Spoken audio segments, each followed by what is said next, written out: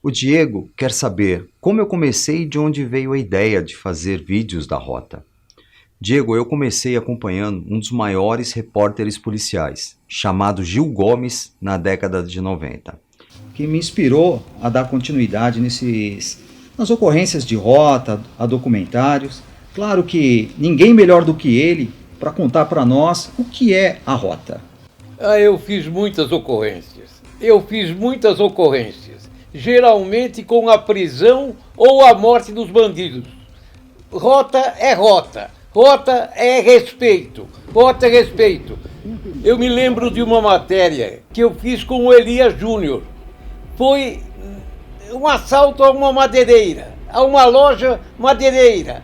Foi na rodovia em Guarulhos. A rota encarou os bandidos.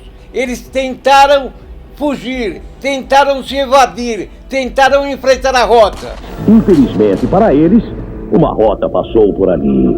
E as armas da rota, os bandidos que assaltaram. 1, 2, 3, 4. Este morreu.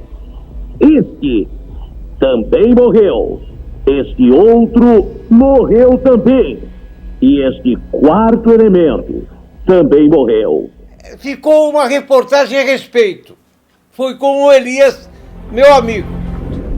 E antes disso, eu já tinha uma grande admiração pelo trabalho daquele batalhão e para mim foi uma honra acompanhar e poder produzir filmes, séries, documentários e videoclipes que mostram o trabalho que a Rota presta à população de São Paulo.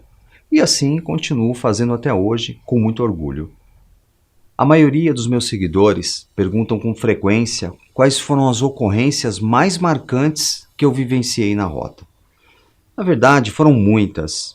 Nenhuma ocorrência é igual a outra na Rota. Claro que as ocorrências de troca de tiro são aquelas que mais marcam, porque do nada tudo pode acontecer. Eu me recordo de uma ocorrência que infelizmente eu não pude postar, em virtude de uma restrição da família. Era um senhor de 80 anos que tinha sido sequestrado e estava num cativeiro. Uma pessoa que estava passando percebeu que tinha algo errado e conseguiu avisar a polícia. E no momento da chegada da nossa equipe, houve um acompanhamento aos criminosos que tentaram se evadir atirando contra os policiais. E mais à frente houve um confronto e esses criminosos vieram a óbito. O senhor foi encontrado amarrado, com os olhos vendados numa cama, apenas com um cobertor sobre o estrado de madeira e sem os medicamentos que ele necessitava. E quando os policiais abriram a porta do cativeiro, vimos o estado desumano que ele se encontrava. Comida jogada no chão, um cheiro terrível de urina e fezes. E quando os policiais desamarraram e tiraram a venda dos olhos daquele senhor, eu me recordo como se fosse hoje, como ele abraçou o policial, chorando em forma de agradecimento. E essa foi uma ocorrência que eu nunca vou me esquecer.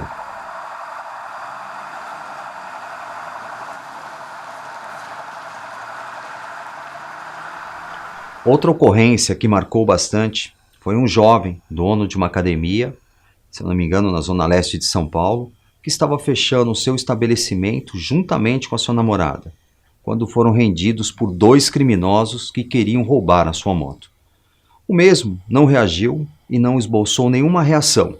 Entregou a moto e os documentos para os bandidos e ainda disse que nem ia prestar queixa, que poderiam levar, mas que não fizesse nada com ele e com a sua namorada. Já em posse da chave, os criminosos, na pura maldade, efetuaram um disparo contra a cabeça desse jovem na frente da namorada. E a equipe de rota que eu estava foi a segunda viatura a chegar no local. E eu presenciei aquele rapaz agonizando e sendo socorrido. E principalmente o desespero da namorada. Depois disso, as viaturas foram informadas via rádio e passaram a procurar esses criminosos que estavam rodando naquela região com a moto. Momentos mais tarde, se depararam numa comunidade com uma equipe de rota, houve um confronto e o resultado eu nem preciso falar.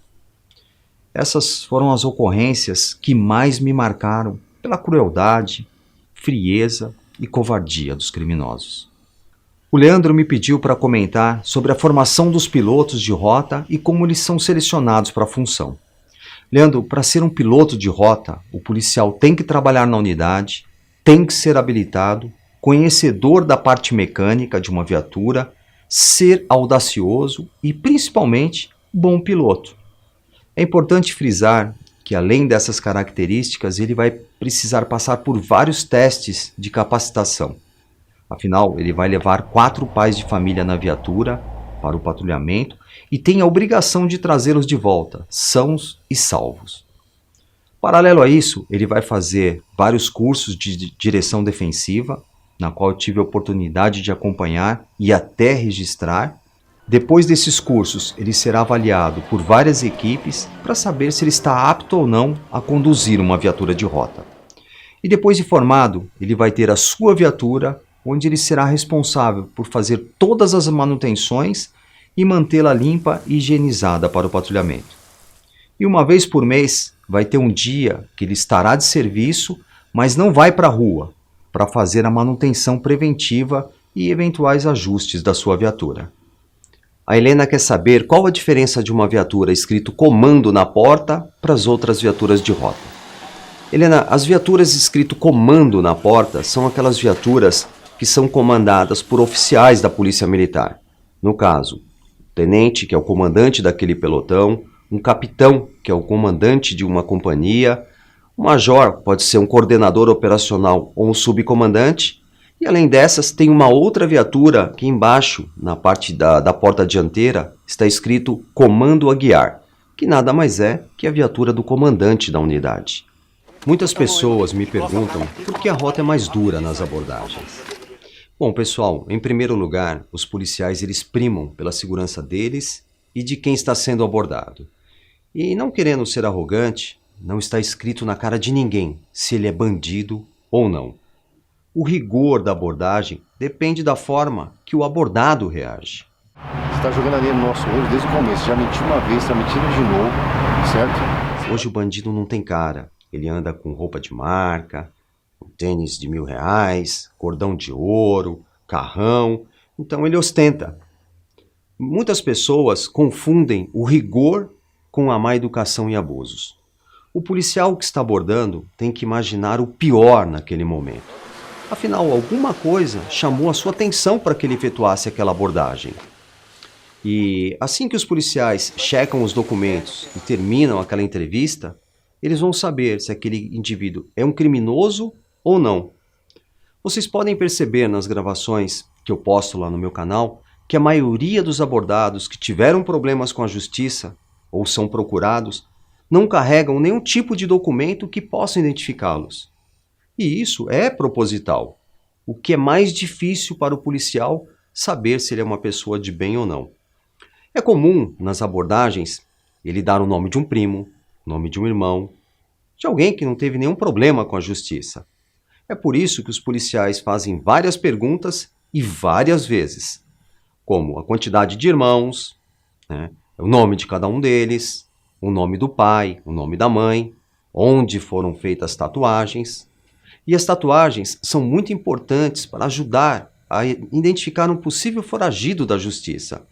Porque quem esteve preso e tem tatuagem, fica cadastrado no sistema de informação da polícia o tipo de tatuagem e a parte do corpo que ela está. Fez aonde essa tatuagem? Tudo na cabeça. Na cadeia? E até mesmo o signo é perguntado, porque os criminosos decoram os dados dos documentos desses parentes e não sabem o signo correspondente àquela data, porque não é deles.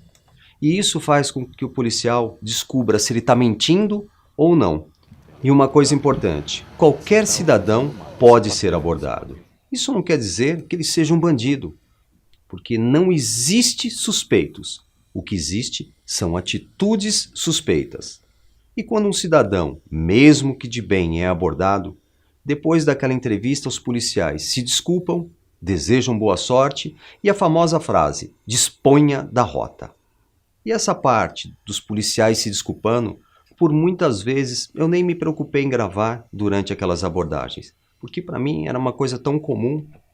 Boa sorte pra você, a polícia tá aqui pra ajudá-los, tá? Vai lá, Dani, vai lá, Boa sorte, vai lá, filho. Falou.